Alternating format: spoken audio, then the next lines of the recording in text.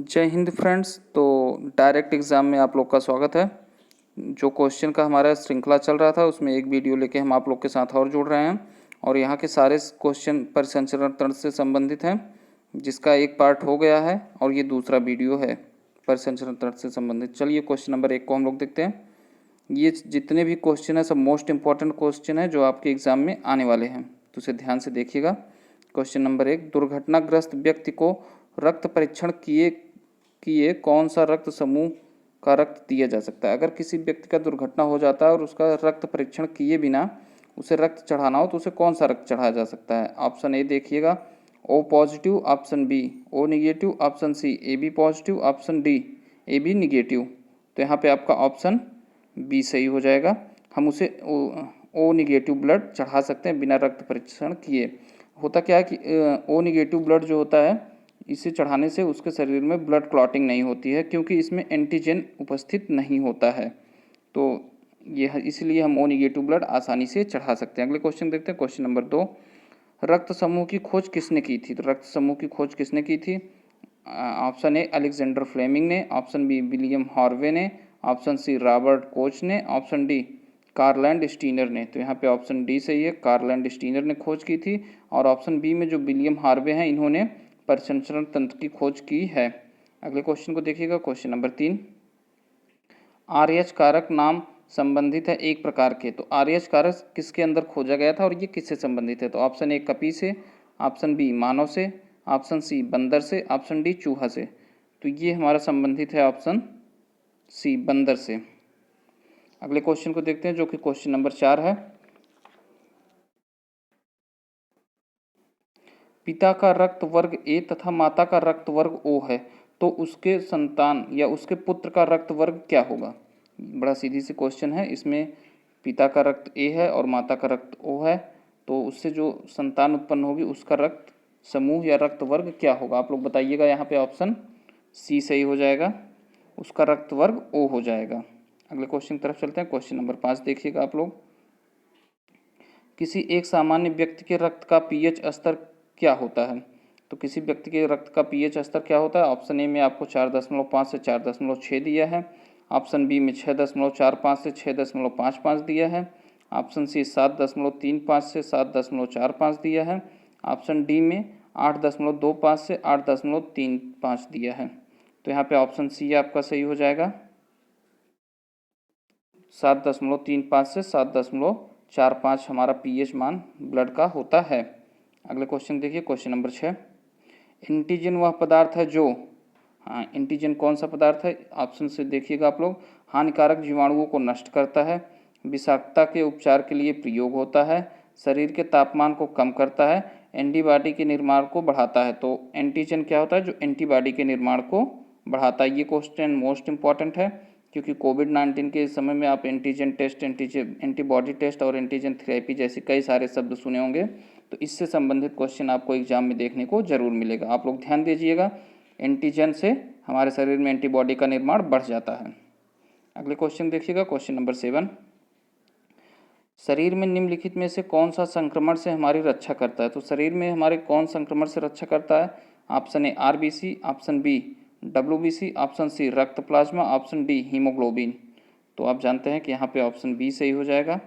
WBC हमारे शरीर में प्रतिरक्षा या संक्रमण से हमारी रक्षा करती है। आरबीसी क्या है, तो ये ब्लड का पार्ट है और ये ऑक्सीजन कैरी करने में हमें हेल्प करती है। प्लाज्मा भी हमारा ब्लड का पार्ट है और हीमोग्लोबिन तो ब्लड का पार्ट है ही। चलिए आगे देखते हैं। क्वेश्चन नंबर 8, सफ़ेद रक्त कणिका का मुख्य कार्य क्या है। तो जो डब्ल्यूबीसी होता है वही हमारा सफ़ेद रक्त कणिका होता है, तो उसका कार्य क्या है अभी आपने देखा पिछले क्वेश्चन में, और ये क्वेश्चन लगभग मिलता जुलता है, ऑप्शन बदले हुए हैं। तो यहाँ पे ऑप्शन सी सही हो जाएगा। डब्ल्यूबीसी के कार्य के लिए रोग प्रतिरोधक क्षमता धारण करता है, यानी कि हमारे शरीर में रोग प्रतिरोधक क्षमता को बढ़ाता है। कौन, डब्ल्यूबीसी। अगले क्वेश्चन को देखिएगा। क्वेश्चन नंबर 9, प्लाज्मा में निम्नलिखित में से किसके द्वारा एंटीबॉडी निर्मित होती है। तो प्लाज्मा में किसके द्वारा एंटीबॉडी निर्मित होती है, ये लोग आप बताइएगा। Option A monocyte, option B lymphocyte, option C neutrophils, option D उपयुक्त में से कोई नहीं। तो यहाँ पे ऑप्शन बी सही हो जाएगा, लिम्फोसाइट के द्वारा हमारे शरीर में प्लाज्मा में एंटीबॉडी का निर्माण होता है। और मोनोसाइट और न्यूट्रोफिल्स ये सब भी हमारे ब्लड से संबंधित हैं। आगे चलिएगा, क्वेश्चन नंबर 10, मानव रक्त की सान्यता विस्कोसिटी का कारण क्या है? तो जो ह्यूमन बींग्स का ब्लड होता है वो विस्कस होता है, और उसकी विस्कोसिटी क्यों होती है? ऑप्शन ए रक्त में प्रोटीन के कारण, ऑप्शन बी प्लाज्मा में प्लेटलेट्स के कारण, ऑप्शन सी आरबीसी तथा डब्ल्यूबीसी के कारण, और ऑप्शन डी उपयुक्त सभी। तो यहाँ पे ऑप्शन ए सही हो जाएगा, क्योंकि प्रोटीन से ही हमारे ब्लड विस्कोसिटी होता है। 5 प्रोटीन होती हैं जिसके कारण ब्लड विस्कस होता है। आगे चलिएगा, क्वेश्चन नंबर 11 देखते हैं। लाल रक्त कणिकाएं मुख्यतः बनती हैं। लाल रक्त कणिकाएं कहाँ पे बनती हैं? तो यहाँ पे ऑप्शन दिया हुआ है, ऑप्शन ए यकृत में, ऑप्शन बी गुर्दा में, ऑप्शन सी हृदय में, ऑप्शन डी अस्थि मज्जा में। तो आप लोग बताइएगा कौन सा सही हो जाएगा क्वेश्चन नंबर 11 में? अस्थि मज्जा, ऑप्शन 11 डी सही है। 11 में अस्थि मज्जा, जिसे हम लोग बोन मैरो भी कहते हैं।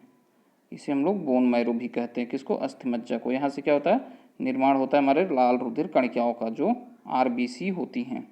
अगले क्वेश्चन देखिएगा, क्वेश्चन 12, डब्ल्यूबीसी का बनना तथा आरबीसी का विनाश कहाँ पे होता है?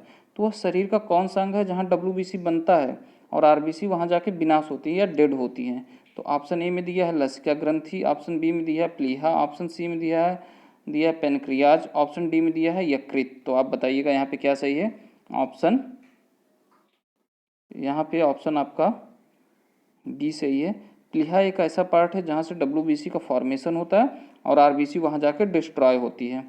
अगले क्वेश्चन को देखिएगा, क्वेश्चन नंबर 13, रक्त ग्लूकोज स्तर सामान्यतः व्यक्त किया जाता है। तो जो हमारा ब्लड ग्लूकोज लेवल होता है या फिर शुगर के पेशेंट में जिसे चेक किया जाता है, उसमें क्या चेक किया जाता है और किस बेसिस पे चेक किया जाता है? Option A mmHg, option B milligram प्रति डेसीलीटर, ऑप्शन सी भाग पर मिलियन में, और ग्राम प्रति लीटर में। ग्राम प्रति लीटर में तो होगा नहीं, और आप लोग इसे जानते हैं mmHg।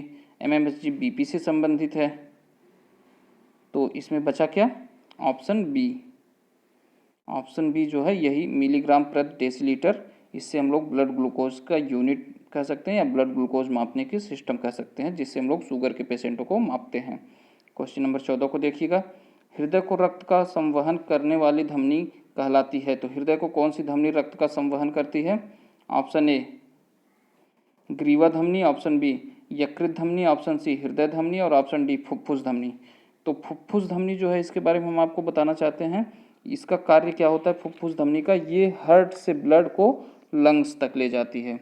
और जो हमारी ऑप्शन सी में दिया हुआ है हृदय धमनी, ये हमारे शरीर को शुद्ध रुधिर स्पेशली हार्ट को पहुंचाती है।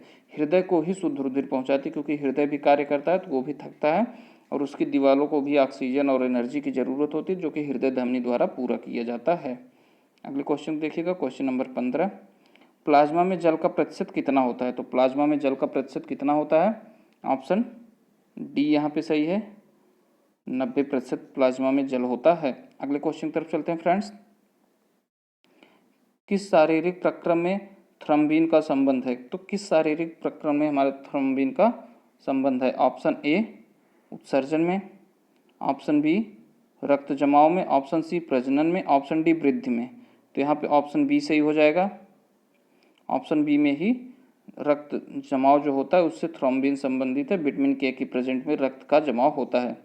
तो फ्रेंड्स, ये वीडियो आपको डायरेक्ट एग्जाम द्वारा प्रस्तुत किया गया, और इसे आप लोग ज़्यादा से ज़्यादा लाइक करें, शेयर करें और चैनल को सब्सक्राइब करें, ताकि हम आप लोगों के लिए इसी तरह के और भी क्वेश्चन को लेके आ सकें। धन्यवाद।